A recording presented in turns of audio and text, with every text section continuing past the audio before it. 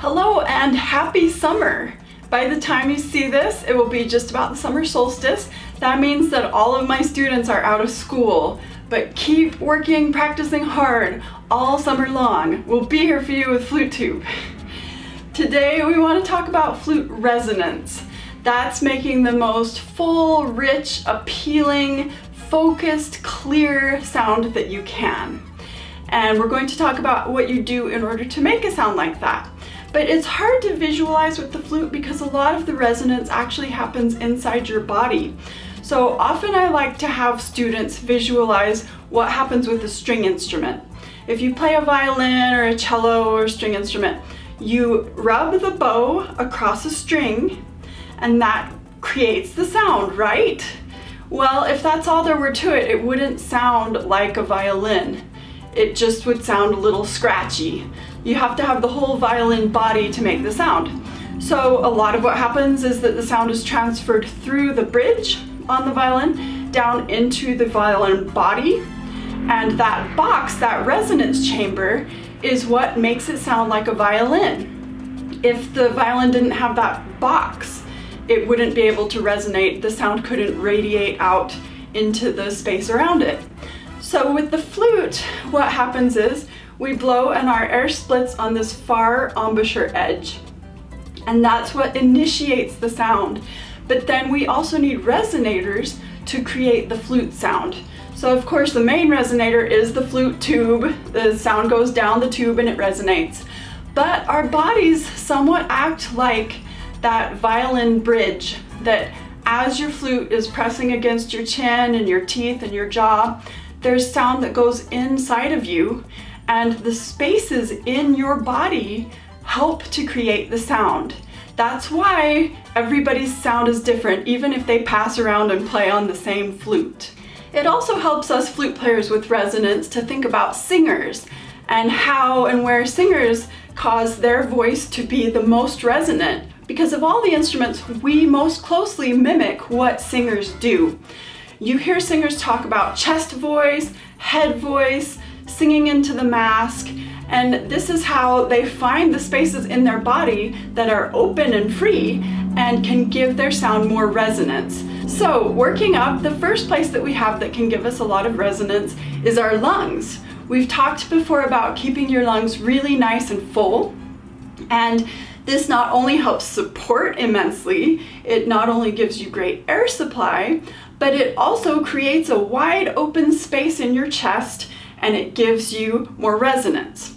So if you think of keeping your rib cage always as expanded as possible, your lungs full of air so that you've got that nice open space, that'll give your sound more resonance. The next place moving up is your throat. And this includes being sure that the muscles around your throat are relaxed. So your shoulders are relaxed, your neck is relaxed, and your throat is wide open. And then up above that is your oral cavity. This is a big cavity in your head that you want to keep wide open. And we talked in episode 11 on the high register about opening your oral cavity, opening your throat, and ideas to make that happen. So if you're not sure, go back and watch that episode. Above your oral cavity is your soft palate. So if you run your tongue along the roof of your mouth, you'll feel your hard palate. And if you keep running it back, it'll get soft. That's where your soft palate is. And when you yawn, you can raise it. We talked about that also in episode 11.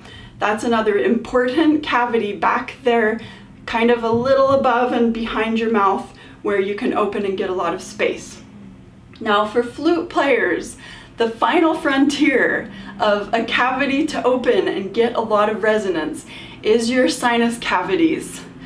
If everything else is in place, a lot of people still forget about their sinus cavities, but it can give you a lot of resonance. This is what singers refer to when they say sing into the mask, because you have sinus cavities up here and up in here and even a little bit up in your forehead. And if you can open those, it really helps your sound, especially your high register. That's what I use all the time to make my high register really nice and clear and resonant, that even if you play really softly, it will project really well. If you're confused about how to feel where your sinus cavities are, Think what it feels like when you're about to sneeze. Usually you can become very aware of all that space in there when you're about to sneeze. Or you can think of the space between your eyes. Just feel a little concentration of energy there between your eyes. That's where some of your sinus cavities are. And that can get you feeling those spaces higher up in your head.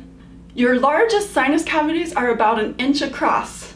And then you have some that are much smaller. And you have more space in your sinuses than most people realize or think to remind themselves about. If you think how much your voice changes when you have a cold, this will give you an idea, because when you get a cold, you get congested and your sinuses get all blocked up, and that's why your voice changes so much. Another thing I like to have my students do is guess how thick their hard palate is. If you feel that bony structure on the roof of your mouth, and just estimate, how thick do you think that is? I have students actually show me with their fingers how thick they think it is. Most of them guess it's about 1 inch thick. It feels very solid, but actually it's wafer thin. It's only maybe about 3 millimeters. And so it's more of a partition between your mouth and your sinuses than a big solid wall like some people think it is. And that means everything above there is a lot of flexible open space, so you can really use those sinus cavities to get a lot of resonance and what we would think of as singers if you're singing into the mask or if you're using head voice. Opening my sinus cavity for certain is the thing that gives my upper register the most character and color and vibrancy. So we talked with the upper register about opening your throat and your mouth, getting your tongue down. Those are the really vital things to getting the high register in the first place. But once you've mastered those things, and even before you've really mastered them, be sure you're thinking about accessing your sinus cavities as well, especially in the high register. It'll give your sound a lot of vibrancy and color.